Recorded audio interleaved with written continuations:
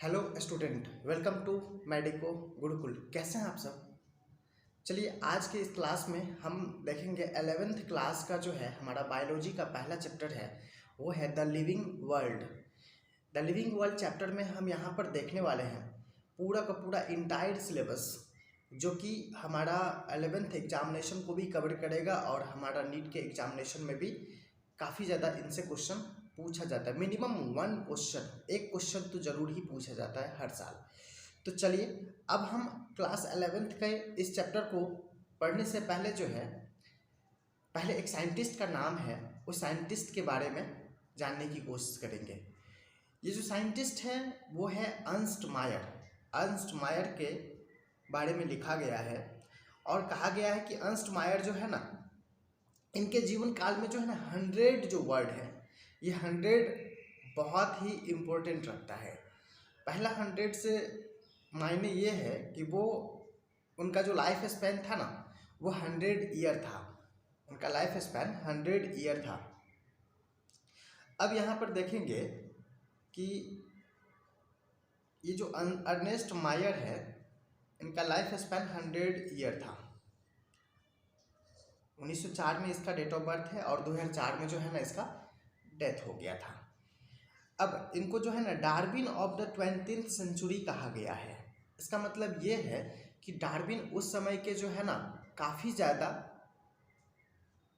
Famous scientist थे और ये इतना बड़ा मतलब काम किए इन्होंने कि उनको जो है ना कंपेयर किया गया, उनकी तुलना जो है अर्नस्ट मेयर की जो तुलना है वो डार्विन से किया गया। One of the 100 greatest scientist of the all time. जब कभी भी टॉप 100 साइंटिस्ट का लिस्ट बनेगा तो उनमें अर्नेस्ट मायर साहब का नाम जो है ना शुमार रहेगा। इन्होंने बहुत ही बेहतरीन काम किया और उन्होंने ये चीज़ बताया कि जो बायोलॉजिकल स्पीसीज है उनके बारे में उन्होंने काफ़ी अच्छा से बताया। और करंटली एक्सेप्टेड डेफिनेशन जो है ना बायोलॉजिकल स्पीसीज का इन्होंने दिया। और इन्होंने कहा कि इनके द्वारा जो बायोलॉजिकल स्पीसीज का जो डेफिनेशन दिया गया, तो उसमें ये बताया गया कि सबसे पहली बात कि दो सिमिलर स्पीसीज आपस में रिप्रोड्यूस करके एक फर्टाइल ऑफस्प्रिंग का जो है ना प्रोडक्शन करता है, फर्टाइल प्रोजेनी का प्रोडक्शन करता है, ऐसा इन्होंने बताया। मतलब ये हुआ कि दो स्पीसीज जब आपस में रिप्रोड्यूस करे और उसका प्रोजेनी अगर फर्टाइल हुआ तो हम कहेंगे कि ये दोनों स्पीसीज आपस में सिमिलर स्पीसीज था, आपस में दोनों सेम स्पीसीज था। जैसे अगर डंकी है, डंकी को हम कहते हैं ये मेल डंकी और फीमेल हॉर्स अगर आपस में मेट करे, रिप्रोड्यूस करे तो बनता है म्यूल, और ये म्यूल जो है ना इनफर्टाइल होता है। तो कहेंगे कि ये दोनों जो है ना सेम स्पीसीज नहीं है। मतलब जब कभी भी दो डिसिमिलर स्पीसीज आपस में रिप्रोड्यूस करे तो हम कहेंगे कि ये जो फर्टाइल जो ऑफस्प्रिंग प्रोडक्शन होगा, ऑफस्प्रिंग बनेगा, वो ऑफस्प्रिंग जो है ना फर्टाइल नहीं होगा। उसी प्रकार से अगर मेल में हॉर्स है और अगर फीमेल में डंकी है तब बनेगा हिनी। क्या बनेगा? हिनी। ये हिनी भी जो है ना इनफर्टाइल ही है।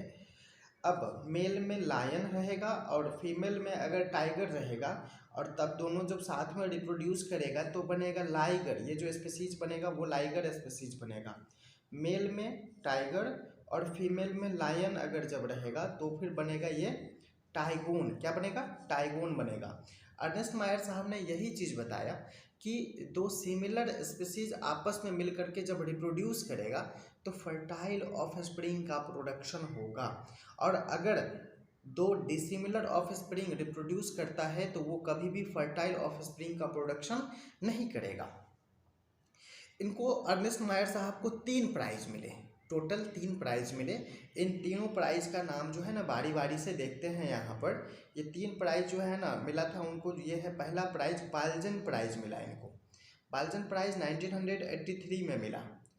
इंटरनेशनल प्राइज फॉर बायोलॉजी मिला 1994 में, और तीसरा प्राइज मिला इसको 1999 में क्रैफोर्ड प्राइज। तो पहला प्राइज है इसका बेल्जियन प्राइज, दूसरा प्राइज है इंटरनेशनल प्राइज फॉर बायोलॉजी और तीसरा प्राइज है क्रैफोर्ड प्राइज। ये तीनों प्राइज जिन भी साइंटिस्ट को मिलता है कहते हैं कि ये बायोलॉजी का जो है ना एक तरह से नोबेल प्राइज है। बायोलॉजी का तीनों सरताज जो है ना इनको मिला हुआ था। किनको?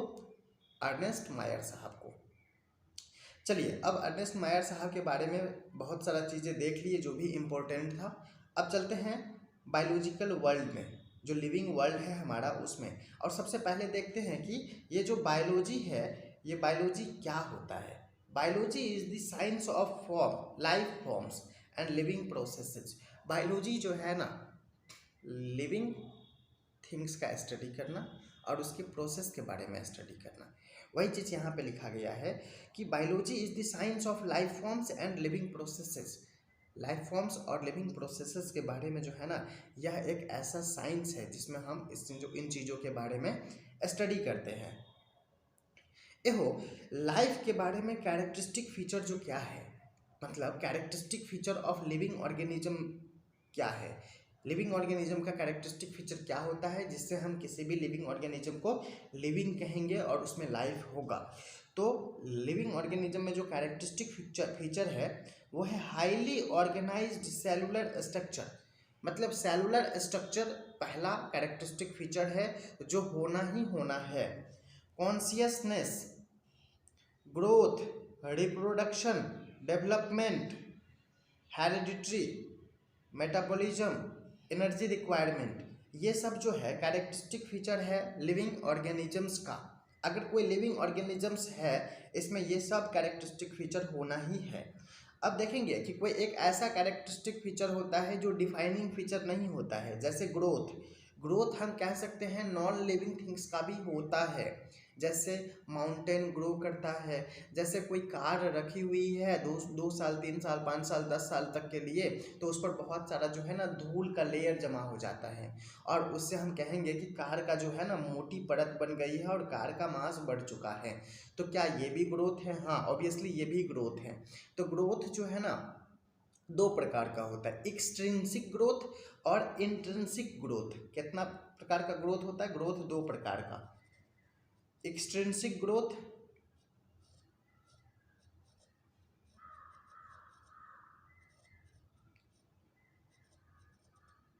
और इंट्रिंसिक ग्रोथ।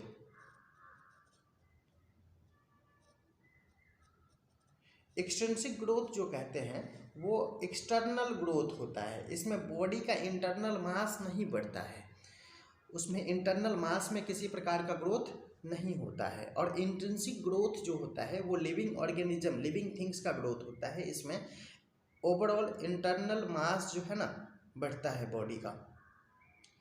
अब यहाँ पर देखेंगे कि ग्रोथ जो है ना वो डिफाइनिंग प्रॉपर्टीज नहीं हो जाएगा, क्योंकि ग्रोथ जो है ना नॉन लिविंग थिंग्स में भी पाया जाता है। अब देखेंगे रिप्रोडक्शन। तो रिप्रोडक्शन जो है, हर एक रिप्रोड्यूस करने वाला ऑर्गेनिज्म जो है ना, हर एक रिप्रोड्यूस करने वाला ऑर्गेनिज्म लिविंग होगा, ये तो फिक्स है। लेकिन जितना भी लिविंग थिंग्स है वो सब रिप्रोड्यूस करे ऐसा पॉसिबल नहीं है। जैसे कि कुछ ऐसा लिविंग ऑर्गेनिज्म होता है जैसे कि म्यूल्स, अभी मैंने जस्ट ऊपर बताया था कि ये जो म्यूल्स है वो इनफर्टाइल है, ये रिप्रोड्यूस फर्दर नहीं कर सकता है। जैसे कि हनी बी, जो मेल हनी बी होता है वो भी इनफर्टाइल होता है। जैसे कि इनफर्टाइल ह्यूमन कपल, कुछ ह्यूमन कपल ऐसे भी होते हैं जो इनफर्टाइल होते हैं, जो रिप्रोड्यूस करने के कैपेबल नहीं होते हैं। तो क्या हम उनको लिविंग नहीं कहेंगे? हाँ, वो लिविंग है। इसका मतलब लिविंग बीइंग का कैरेक्टरिस्टिक फीचर रिप्रोडक्शन तो है बट डिफाइनिंग फीचर नहीं है। अब रिप्रोडक्शन भी डिफाइनिंग फीचर नहीं हो गया, ग्रोथ भी डिफाइनिंग फीचर नहीं हो गया। डेवलपमेंट, अब डेवलपमेंट की बात ये होती है कि जैसे लिविंग ऑर्गेनिज्म में डेवलपमेंट होगा। हेरिडिटरी, लिविंग ऑर्गेनिज्म में हेरिडिटरी भी होगा, जेनेटिक मटेरियल आदान प्रदान हो, मतलब ये ट्रांसफर होते रहेगा। मेटाबॉलिज्म, अब देखिए मेटाबॉलिज्म क्या है? The sum of all total chemical reactions occurring inside a body is called metabolism. अब मेटाबॉलिज्म जो है एक ऐसा कैरेक्टरिस्टिक फीचर है जो हर एक लिविंग ऑर्गेनिज्म में पाया ही जाएगा। मतलब हम मेटाबॉलिज्म को डिफाइनिंग प्रॉपर्टीज कहेंगे। कॉन्शियसनेस एक ऐसा प्रॉपर्टीज है जो हर एक लिविंग ऑर्गेनिज्म में पाया जाएगा, इसलिए हम कॉन्शियसनेस को जो है डिफाइनिंग प्रॉपर्टीज बोलेंगे। एनर्जी रिक्वायरमेंट हर एक लिविंग ऑर्गेनिज्म में पाया जाएगा, इसलिए इसको हम डिफाइनिंग प्रॉपर्टीज बोलेंगे। कह रहा है defining feature of living organism metabolism, consciousness,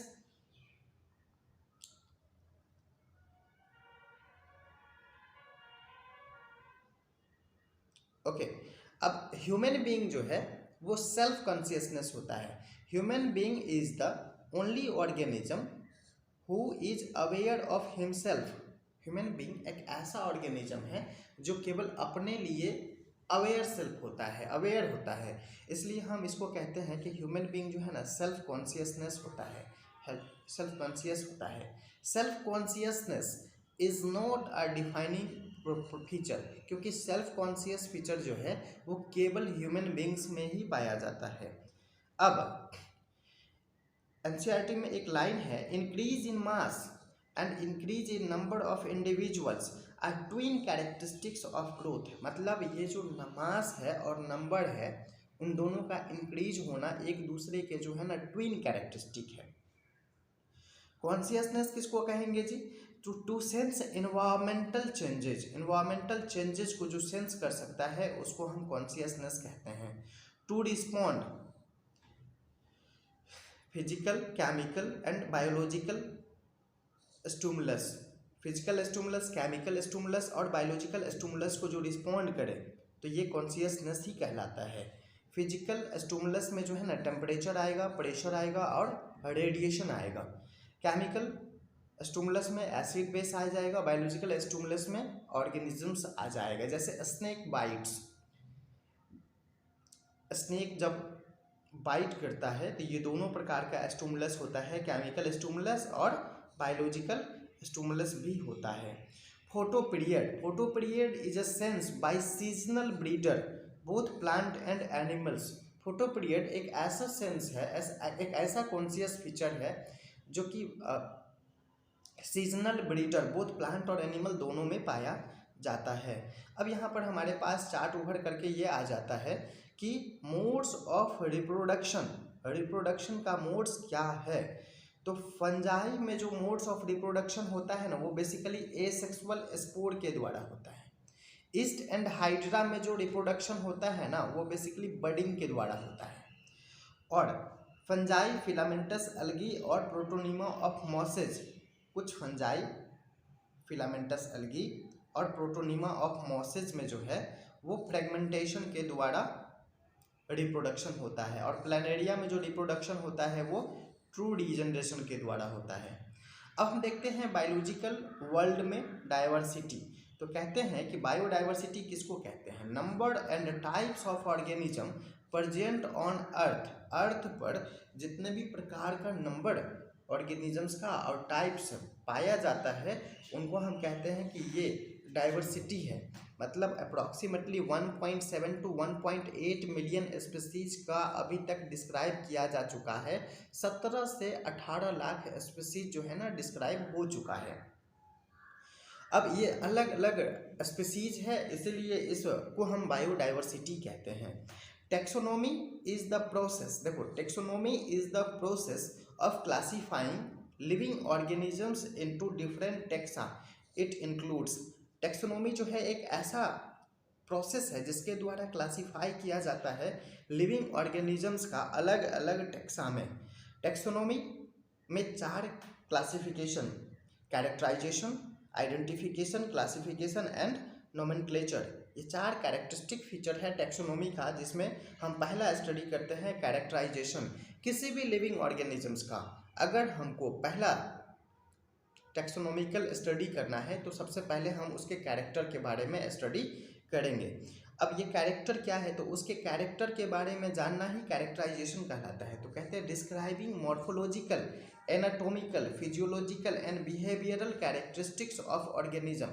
morphological, anatomical, physiological and behavioural characteristics of organism, इसको कैरेक्टराइजेशन कहते हैं। आइडेंटिफिकेशन, जैसे ही हम उसके कैरेक्टर को देख लिए तो अब उसको आइडेंटिफाई करेंगे कि वो कैसा ऑर्गेनिज्म है। तो comparing similarities and dissimilarities with the already known once, अभी तक जो ज्ञात स्पीसीज है, ज्ञात ऑर्गेनिज्म है जिनके बारे में हमको पता चल चुका है, उनसे उसका सिमिलैरिटी को जो है ना मैच कराएंगे, इसको हम बोलते हैं आइडेंटिफिकेशन। अब देखते हैं क्लासिफिकेशन किसको कहते हैं। तो क्लासिफिकेशन में होता है grouping of organism into categories based on observable character, grouping of organism into categories based on observable character, उसके ऑब्जर्वेबल कैरेक्टर के आधार पर, उसके ऑब्जर्वेबल कैरेक्टर के आधार पर क्लासिफिकेशन, मतलब उसको ग्रुपिंग करना ही क्लासिफिकेशन कहलाता है। जैसे ही हम ऑर्गेनिज्म का कैरेक्टराइजेशन कर लेंगे, आइडेंटिफिकेशन कर लेंगे, क्लासिफिकेशन कर लेंगे, देन फर्दर हमको आगे जो है ना उसका नोमेनक्लेचर करना पड़ेगा। तो नोमेनक्लेचर करने का मतलब सिंपल सा ये हो गया कि उन ऑर्गेनिजम्स का जो है ना हम एक यूनिक और यूनिवर्सल नाम देंगे, तो उन प्रोसेस को हम बोलेंगे नोमेनक्लेचर। अब कुछ रूल्स है बायोलॉजी में, बायोलॉजिकल वर्ल्ड में, ये रूल्स जो है ना नोमेनक्लेचर के लिए प्रोवाइड किया जाता है। ये रूल्स ICBN होता है। ICBN मतलब international code for botanical nomenclature. Plant के लिए जितना भी नेमिंग होता है वो नेमिंग ICBN के द्वारा किया जाता है। और ICZN जो होता है वो रूल्स होता है international code of zoological nomenclature. Zoological nomenclature मतलब एनिमल्स का जो नामकरण होता है वो ICZN के द्वारा होता है। अब यहाँ पर देखते हैं बाइनोमियल नोमेनक्लेचर। बाइनोमियल नोमेनक्लेचर दिया गया था कैरलस लीनियस के द्वारा। कैरलस लीनियस का जो नाम था वो नाम था कार्ल वॉन लिने। इनका अपना ही नाम 3 वर्ड का था।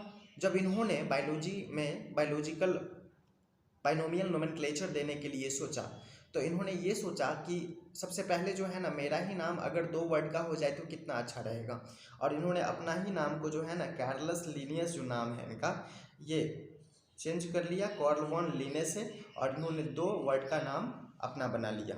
Father of taxonomy Carlos Linnaeus को ही कहते हैं। फादर ऑफ टेक्सोनोमी कौन है? कैरलस लीनियस है। अब ये जो बायोलॉजिकल नेम है इनके लिए कुछ गाइडलाइंस होता है। तो guidelines and universal rules of nomenclature, nomenclature के लिए यूनिवर्सल रूल क्या है और गाइडलाइंस क्या है। एहो बायोलॉजिकल नाम की क्यों ज़रूरत पड़ गई? सिंपल सी बात ये है कि जैसे मान लो कि कुछ ऐसा भी स्पीसीज है, कुछ ऐसा भी ऑर्गेनिज्म है जिसको एक जगह पर उसके लोकल नाम से जाना जाता है, और ये लोकल नाम ही अलग अलग पोजीशन पर अलग अलग प्रकार के नाम से जाना जाता है। तो एक ही स्पीसीज या एक ही, जैसे कि कहीं पे आलू को बटाटा बोला जाता है, कहीं पे आलू को आलू बोला जाता है, और कहीं पे आलू को पोटैटो बोला जाता है। अब जैसे कहीं पे कैलोट्रोपिस है, इसको जो है ना आँख बोला जाता है, कहीं पे फिर आंकड़ा बोला जाता है, कहीं पे मदार बोला जाता है।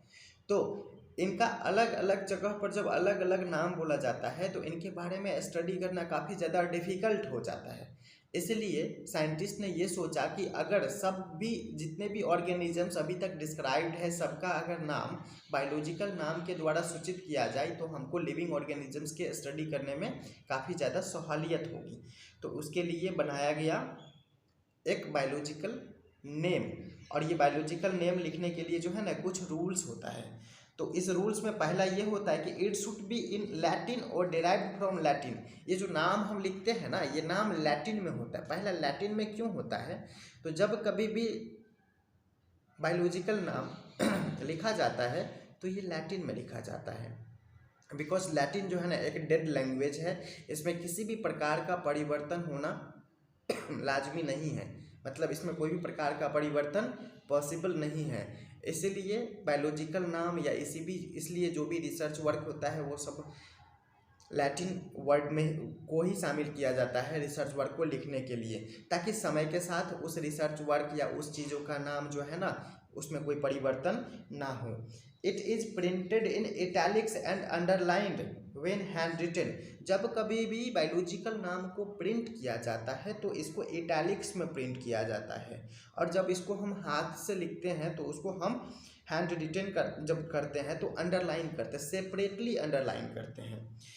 अब जो जीनस होता है ये फर्स्ट वर्ड को बोलते हैं और ये स्टार्ट होता है कैपिटल लेटर से। बायोलॉजिकल नेम जो है ना दो वर्ड से मिलकर के बना हुआ होता है। पहला नाम जो है वो जीनस का नाम और दूसरा नाम जो है ना वो स्पीशीज का नाम होता है।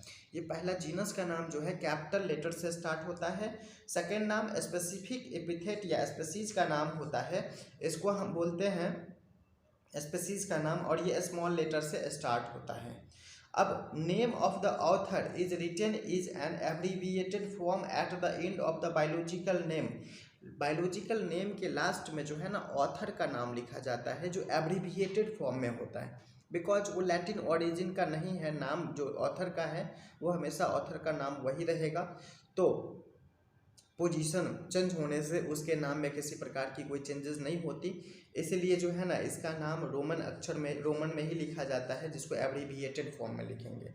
इसको किसी प्रकार से लैटिन फॉर्म में नहीं लिखेंगे। अब यहाँ पर कुछ एग्जाम्पल्स दिया गया है साइंटिफिक नाम का, बायोलॉजिकल नाम का। जैसे मैंगो का नाम है, मैंगो का नाम है मैंजीफेरा इंडिका। ये मैंजीफेरा जो है ना उसके जीनस का नाम है, और ये जो इंडिका है वो उसके स्पीशीज का नाम है। अब पैंथरा पैडस लियोपार्ड का नाम है, होमो सैपियंस ह्यूमन का नाम है, फैलिस डोमेस्टिका कैट का नाम है।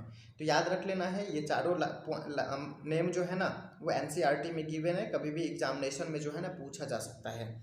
सिस्टेमैटिक्स क्या होता है? Branch of study of different kind of organism and their relationship. Systematic जो है वो एक ऐसा ब्रांच है जिसमें हम अलग अलग प्रकार के ऑर्गेनिजम्स के बारे में जो है ना और उसके रिलेशनशिप के बारे में स्टडी करते हैं। The word systematics is derived from the Latin word systema which means systematic arrangement of organism. Word जो है ना सिस्टेमैटिक्स वो सिस्टेमा से निकला हुआ है, ओरिजिनेटेड है, और इसका मतलब होता है systematic arrangement of organisms. Linnaeus जो है यूज्ड किया था Systema Naturae as the title of his publication. Linnaeus का एक बुक था, उन बुक के लिए जो है ना सिस्टेमा नेचुरी नाम उन्होंने रखा था, वो अपने पब्लिकेशन के लिए सिस्टेमा नेचुरी नाम रखा था। टेक्सोनोमिक हायरार्की, टेक्सोनोमिक हायरार्की क्या है? तो टेक्सोनोमिक हायरार्की में सबसे पहले आता है species, genus, family, order, class, phylum, division और किंगडम। इसको हम ऐसे भी बोल सकते हैं डिसेंडिंग ऑर्डर में, kingdom, phylum, class, order, family, genus, species. देखो ये कुछ ऑर्गेनिजम्स का यहाँ पर नाम दिया गया है। यह है मैंगो, हॉर्सफ्लाई, मैन और वीट। मैन के बारे में, मैन का स्पीशीज का जो नाम होता है वो सैपियंस होता है। होमो सैपियंस जो अभी हम बायोलॉजिकल नाम देखे थे उसमें स्पीशीज का नाम सैपियंस है। होमो जो होता है इसके जीनस का नाम होता है। होमिनिडी जो होता है मैन के फैमिली का नाम होता है, और प्राइमेटा मैन का ऑर्डर का नाम है, और मैमेलिया क्लास का नाम है, फाइलम कॉर्डेटा हो जाएगा। हाउसफ्लाई का स्पीशीज डोमेस्टिका हो जाएगा, जीनस मस्का हो जाएगा, फैमिली मस्सीडे हो जाएगा, ऑर्डर डिप्टेरा हो जाएगा, क्लास इंसेक्टा हो जाएगा, और फाइलम आर्थ्रोपोडा हो जाएगा। मैंगो, मैंगो का स्पीशीज का नाम इंडिका, मैंगो के जीनस का नाम मैंजीफेरा, मैंगो के फैमिली का नाम एनाकार्डियेसी, ऑर्डर का नाम सैपेंडल्स, क्लास का नाम डाइकोटिलिडने, और फाइलम का नाम एंजियोस्पर्मी। वीट का जो है स्पीशीज का नाम एस्टिबम होता है, जीनस का ट्रिटिकम, फैमिली का पोएसी, ऑर्डर का पोएल्स, क्लास का मोनोकोटिलिडने, और फाइलम डिवीजन का जो है डिवीजन का जो है एंजियोस्पर्मी नाम हो जाएगा। अब यहाँ पर हमने बायोलॉजिकल वर्ल्ड में जो हमारा द लिविंग वर्ल्ड चैप्टर था, इसमें से सारे के सारे इम्पोर्टेंट पॉइंट के बारे में हमने बहुत ही अच्छा से जो है ना डिटेल्ड में स्टडी किया, और जिसमें लगभग अप्रॉक्सीमेटली सब पॉइंट को कवर कर लिया गया है। तो अब अगला हमारा जो भी वीडियो रहेगा उस वीडियो में हम द लिविंग वर्ल्ड के चैप्टर का पूरा प्रीवियस ईयर क्वेश्चंस को लेकर के आएंगे, और उस क्वेश्चंस को जो है ना सॉल्व करेंगे। और ये जो PYQ होता है, PYQ हमारे आने वाले एग्जामिनेशन में काफ़ी ज़्यादा हेल्पफुल रहता है, कभी कभी तो रिपीट भी हो जाता है। तो ये PYQ का सेशन अगला आएगा और उसके बाद जो है ना फिर बायोलॉजिकल क्लासिफिकेशन चैप्टर को हम लेके आएंगे। देखिए एक्चुअली ये जो है ना बेसिक चैप्टर है बायोलॉजी में, जिसमें बायोलॉजी का डेफिनेशन था, अर्नेस्ट मायर के बारे में था, फिर characteristic feature of living beings का था, defining feature of living beings था। इन सभी चीज़ों के बारे में मैंने यहाँ पर देखा। अब तो मिलते हैं अगले वीडियो में, तब तक के लिए आप आगे अपना रिवाइज करते रहिए, पढ़ते रहिए। और मेरी एक आपसे रिक्वेस्ट है कि अगर आप इस चैनल पर नए हैं तो चैनल को ज़रूर सब्सक्राइब कर लीजिए। वीडियो को अगर अच्छा लगा हुआ हो तो लाइक करिए और शेयर करिए।